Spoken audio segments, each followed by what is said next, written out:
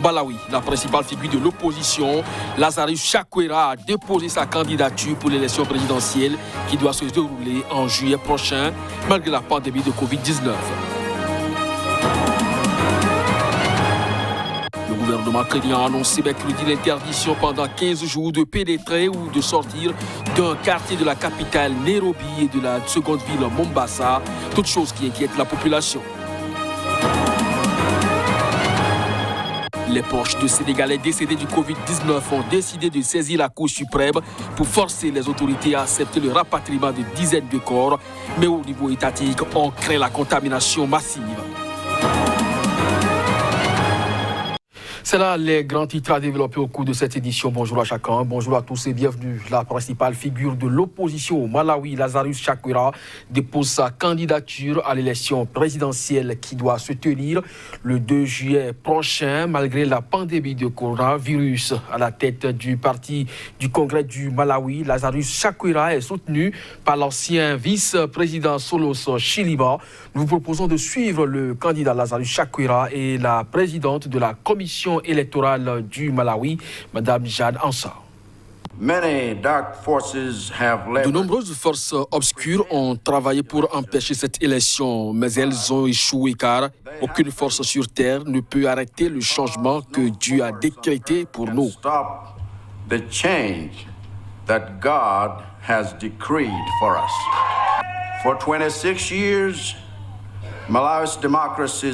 Depuis 26 ans, la démocratie au Malawi est détournée par des tricheurs dont la mainmise sur le pouvoir s'est construite sur des élections frauduleuses, des campagnes violentes, le vote tribal et la domination des minorités.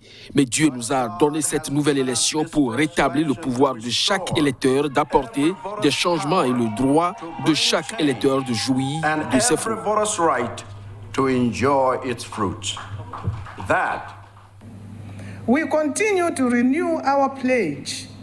Nous continuons à renouveler notre engagement à travailler de manière professionnelle, indépendante et avec la plus grande impartialité dans la gestion de cette élection. Sir, I therefore implore you, sir, Je vous implore donc, monsieur, votre entourage et toute l'équipe d'être très innovants en proposant de nouvelles stratégies de campagne qui n'augmenteront pas ou ne poseront pas le danger d'augmenter la propagation du Covid-19 dans le pays. En Éthiopie, les élections générales prévues le 30 août prochain ne pourront pas avoir lieu pour cause du coronavirus dans le pays. Selon des chiffres officiels cités par Reuters, l'Éthiopie n'a déclaré au 4 mai dernier que 133 cas pour 3 décès. Alors que le mandat des députés arrive à expiration le 30 septembre prochain, la question du report inévitable des très importantes élections législatives de l'été constitue un casse-tête constitutionnel pour les autorités éthiopiennes. En effet, ces élections générales prévues le 30 août prochain ne pourront pas avoir lieu pour cause de Covid-19, mais aussi du refus technique de la commission électorale officielle depuis le 31 mars. Face au dilemme, le parti au pouvoir a proposé 4 options: l'état d'urgence, la dissolution du Parlement, l'amendement de la Constitution ou le recours à une instance ayant le pouvoir d'interpréter la Constitution. Après donc des semaines de débats, le Parlement a pris une décision ce mardi pour assurer une légitimité au gouvernement du Premier ministre Abiy Ahmed, issu du Parlement au-delà de cette date. Les députés ont opté pour la 4e option qui n'est autre que le recours à une instance ayant le pouvoir d'interpréter la Constitution. La question est donc renvoyée aux recommandations de la Chambre de la Fédération, l'instance chargée des questions constitutionnelles. Mais entre-temps, les tensions politiques entre la fédération éthiopienne n'ont pas baissé. La région du Tigré, dirigée par le parti évincé du pouvoir par Abiy Ahmed, a annoncé lundi dernier qu'elle organiserait les élections malgré tout. Ses dirigeants accusent le Premier ministre d'utiliser le prétexte de la pandémie pour se maintenir au pouvoir alors que son assise électorale est incertaine. Ignace Sossou devra encore patienter jusqu'au 19 mai pour avoir le cœur net quant à son sort. Le journaliste d'investigation béninois a été interpellé et condamné en décembre dernier en première instance à 18 mois de prison pour cyberharcèlement. Son procès en appel ne lui a pas permis la relâche. Le gros péché qu'a commis Ignace Sossou a été de reporter les propos tenus par le procureur de la République du Bénin lors d'un atelier. Depuis le 19 décembre, le journaliste est privé de sa liberté de mouvement. Le 5 mai, en audience, les avocats du plaignant ont demandé confirmation de la peine de première instance qui était de 18 mois d'emprisonnement. Mais ceux d'Ignace Sossou ont en revanche réclamé sa libération. Finalement, le procureur général a fait sa réquisition en demandant 12 mois de prison et 500 000 francs CFA d'amende. Sous les pluies de questions, le professionnel des médias a déclaré que les erreurs et les aléas des tweets en direct justifient sa présence devant le tribunal, mais que cela ne le rend pas coupable de cyberharcèlement. Selon ses avocats, l'infraction n'est pas constituée. Pour eux, il n'existe ni éléments légaux, ni éléments matériels ou encore intentionnels. Le jugement a été mis en délibéré pour le 19 mai.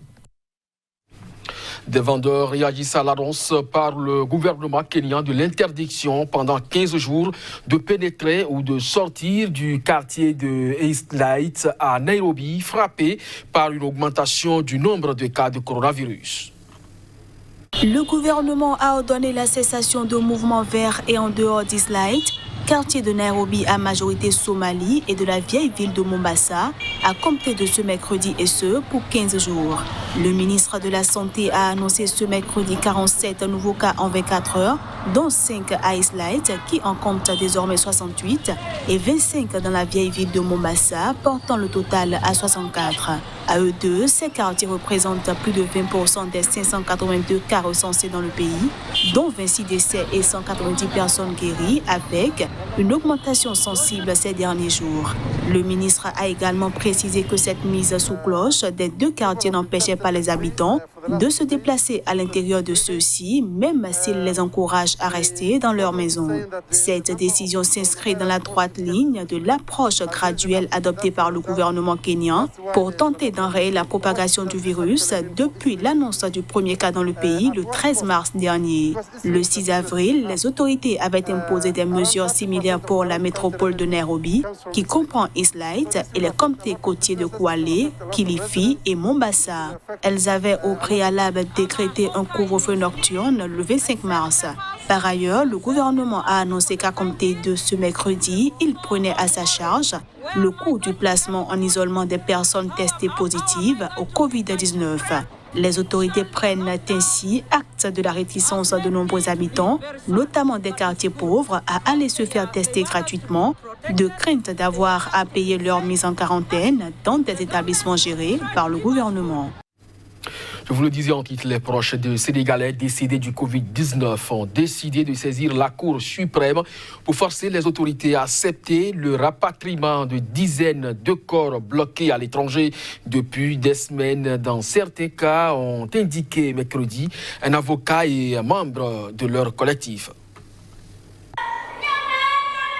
La Cour suprême réunira les parties jeudi matin pour un débat contradictoire, a dit l'avocat. Les autorités sénégalaises ont décidé de ne pas autoriser jusqu'à nouvel ordre le rapatriement des dépouilles pour des raisons sanitaires, semant la détresse au sein de leurs proches. Ils chiffrent à environ 80 le nombre de Sénégalais qui ont succombé au Covid-19 à l'étranger, dont une quarantaine rien qu'en France, et dont le corps n'a pu être ramené au pays.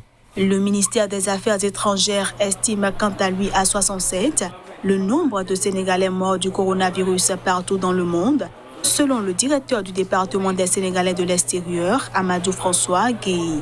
Les avocats du collectif ont déposé ce mardi une requête devant la Cour suprême pour qu'elle déclare l'illégalité de la décision du ministère des Affaires étrangères.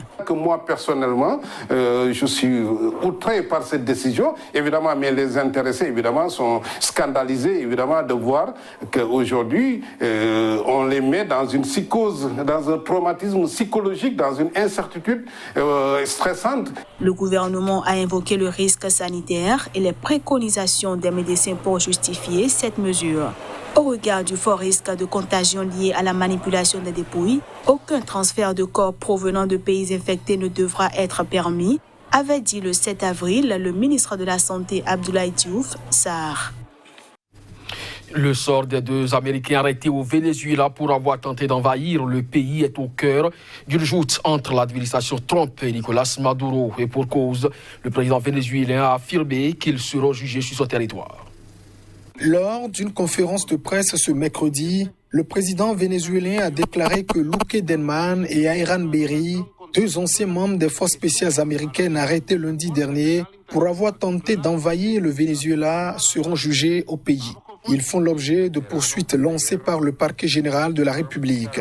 Ils sont bien traités et leur procès se déroulera avec les pleines garanties et de façon juste, a assuré Nicolás Maduro.